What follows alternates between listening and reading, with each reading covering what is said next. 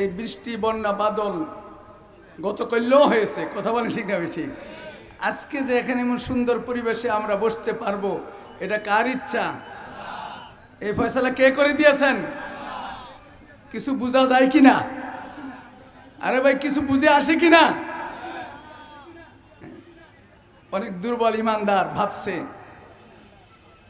কিভাবে হবে মাহফিল, বৃষ্টির মধ্যে কিভাবে হবে? এই বৃষ্টি হবে কি হবে না, নিয়ন্ত্রণ করার মালিক কে? তো আল্লাহ আমাকে আপনাকে একটা সুন্দর পরিবেশ উপহার দিলেন, ইমানকে শক্তিশালী করার জন্য, আমলকে সুন্দর করার জন্য, বুজুর্গানের দিনের সোহবত নেওয়ার জন্য মালিক যে সুযোগ করে দিলেন, আবারও বলেন আলহামদুলিল্লাহ। সম্মানিত হাজিরিন, আমি সহ প্রত্যেকেই আমরা আজকের এই ময়দান থেকে আল্লাহর ওলির সোহবত নিয়ে আগামী দিনটি আমাদের সুন্দর হবে, সুন্দর করব, এই প্রত্যাশা আমাদের সকলের। কথা বলেন ঠিক না ঠিক? সুতরাং আদান হয়ে গেছে, নামাজ একেবারেই কাছে, তো অল্প সময় কিছু মুযাকারা। পবিত্র কালামুল্লাহ শরীফ থেকে সূরাতুত তওবা 11 নম্বর পারা সূরাতুত তওবা থেকে একটি আয়াত কারিমা তেলাওয়াত করেছি। কালামে পাক কে নাজিল করেছেন? আল কালাম, আল কোরআন কালামুল্লাহ। পবিত্র কোরআনুল কারীম হলো আল্লাহ পাকের কালাম।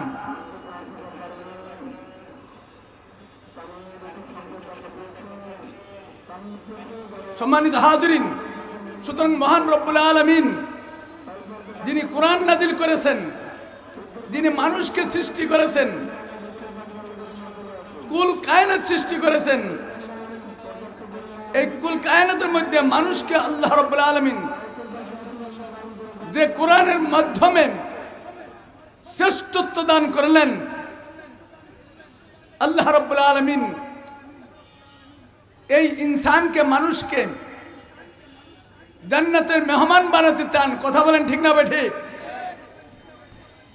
এজন্যই আল্লাহ রাব্বুল আলামিন প্রত্যেক যুগে আল্লাহ রাব্বুল আলামিন নবীদের কাছে আসমানি বাণী, আসমানি বার্তা পাঠিয়েছেন, যাতে করে মানুষগুলি পথ হারা না হয়, সঠিক পথ পেয়ে যায়।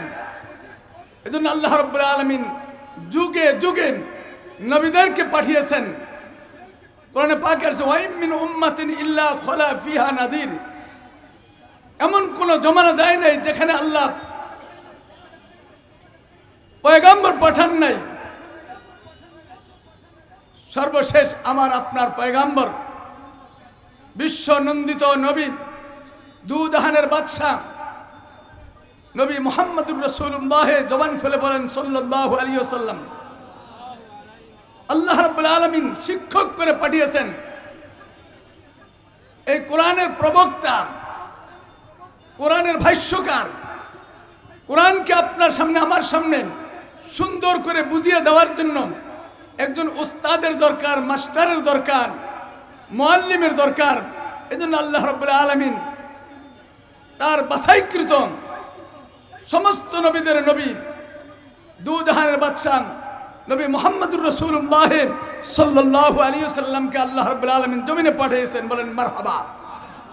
সম্মানিত হাজিরিন, আল্লাহ পাকের ইচ্ছা পূরণ হোক, এটাই আমাদের কামনা। দুনিয়াতে আসলাম, খাইলাম, হায়াত ফুরিয়ে গেল, এমন হায়াতের কোনোই মাকসাদ নাই, এমন হায়াতের কোনোই ধর্মাদার নাই, কোনোই মূল্য নাই, মূল্যহীন জীবন। যেই জীবন কোরআনের ধাঁচে, কোরআনের মাপে, নবী আলাইহিস সালামের আদর্শে গড়ে না উঠে, ওই জীবন অনর্থক, বিফল। কথা বলেন ঠিক না ঠিক? মুহতারাম হাজিরিন, আল্লাহ পাকের উদ্দেশ্য, মাকসাদ পূর্ণ হওয়ার জন্য আল্লাহ পাক কোরআনে পাকে আমাকে আপনাকে দাওয়াত দিচ্ছেন, আমাকে আপনাকে সতর্ক করেছেন। নির্দেশ দিচ্ছেন যে আয়াতে কারিমা তেলাওয়াত করেছি। আল্লাহ বলেন, হে ঈমানদাররা, ইয়া আইয়ুহাল্লাযিনা আমানু, আমরা সকলে ঈমানদার। কথা বলেন ঠিক না ঠিক? আমরা প্রত্যেকটা মানুষ আমরা ঈমানদার। এই জন্যই আমরা আজকে এই ময়দানে এসেছি ঈমানের দাবি পূরণ করার লক্ষ্যে। আল্লাহ বলেন, ও ঈমানদাররা, তোমাদের জান্নাতে যাওয়ার জন্য যে পুঁজিটা লাগবে সেই পুঁজির নাম হলো তাকওয়া। কথা বলেন, সেই পুঁজির নাম কি? তাকওয়া। তাকওয়াবিহীন পুল সিরাত পাড়ি দেওয়া যাবে না।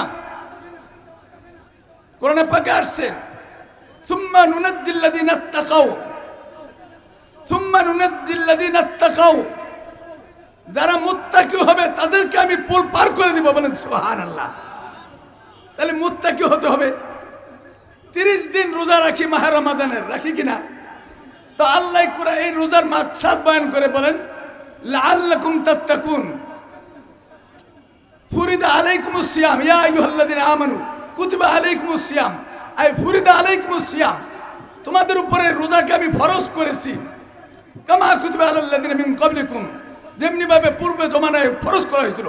উদ্দেশ্য কি? আল্লাহ বলেন লাআল্লাকুম তাত্তাকুন, যেন তোমরা মুত্তাকি হতে পারো। তাহলে জান্নাতে যাওয়ার জন্য কি হওয়া লাগবে? মুত্তাকি হওয়া লাগবে। এজন্য আল্লাহ বলেন, হে ঈমানদাররা, তোমরা আমি আল্লাহকে ভয় করো, তোমরা মুত্তাকি হও। আর মুত্তাকি হওয়ার জন্য যে রাস্তাটা, যে পথটা, সেটা আল্লাহ রাব্বুল আলামিন বলেন আকুনু মা'আস সাদিকিন। জোরে জোরে বলেন সুবহানাল্লাহ।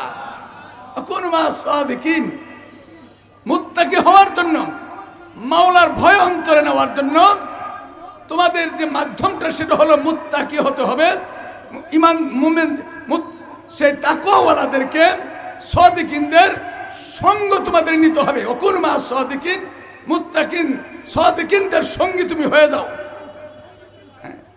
এজন্য নবী আলাইহিস সালাম বলেন, আল মারউ মা'a মান আহাব্বা। হাসরের ময়দানে আমার আপনার হাসর হবে, কার সাথে হবে? আল্লাহর রাসূল বলেন, আল মারউ মা'a মান আহাব্বা। দুনিয়াতে তোমার সঙ্গ যার সাথে ছিল, মহব্বত যার সাথে ছিল, তোমার হাসর নাসর হবে তার সাথে। কথা বলেন ঠিক না বেঠিক? যার সাথে যার মহব্বত, তার সাথে তার কিয়ামত। সম্মানিত হাজিরিন, এজন্য আমরা প্রত্যেকেই দুর্বল, ঈমানে দুর্বল, আমলে দুর্বল, ইলমে দুর্বল। কথা বলেন ঠিক না ঠিক?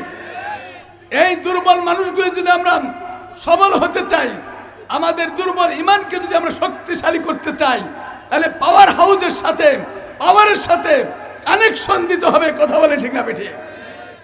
তাই কানেকশন দেওয়ার জন্য, ঈমানকে শক্তিশালী করার জন্য আজ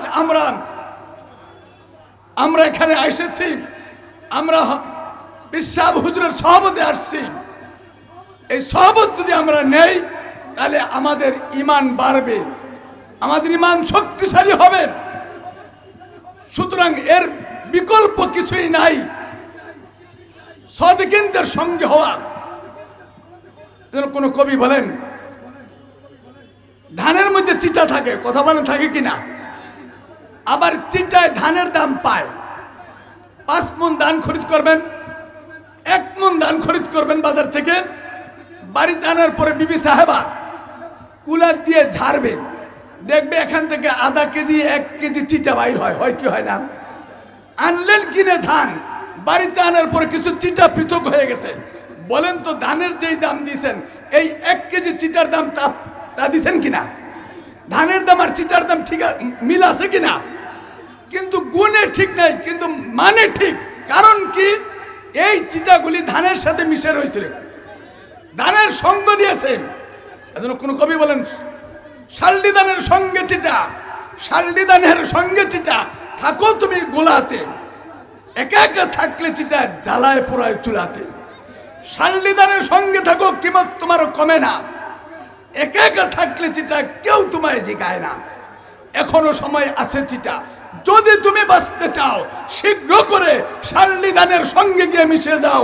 আকুনু মা'আস সাদিকিন। কথা বলেন ঠিক না বেঠিক? আল্লাহ পাকের কোরআনের সাথে মিল আছে কিনা? সুতরাং আমরা আজকে আল্লাহর ওলির সোহবতে আল্লাহর ওলির দর্শনে আমরা আমাদের চেহারাকে মিলাবো। আউলিয়া কেরামের সহবতে অল্প সময় থাকা, কবি বলেন এক জমানা সোহবতে বা আউলিয়া, এক জমানা সোহবতে বা আউলিয়া বেহতার আজ সদ সালে তো আদ বেরিয়া। 100 বৎসর নফল ইবাদতের চেয়ে আউলিয়া কেরামের বুজুর্গানের দিনের সঙ্গ, অল্প সময় সঙ্গ দেওয়া তার উত্তম, সুবহানাল্লাহ। কারণ আমল পরিবর্তন হয়, জীবনের মোড় ঘুরে যায়। এই জন্য আমরা প্রত্যেকেই আজকের এই মাহফিলকে আমরা স্বাগত জানাই।